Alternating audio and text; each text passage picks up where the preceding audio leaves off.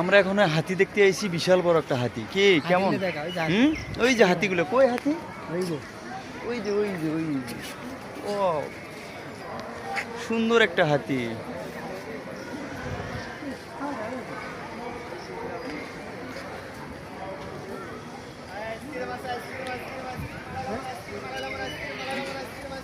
আমার ভিডিওটা দেখবেন এবং শেয়ার করবেন, লাইক কমেন্ট করবেন, সাপোর্ট দেবো, সাপোর্ট পাইবেন।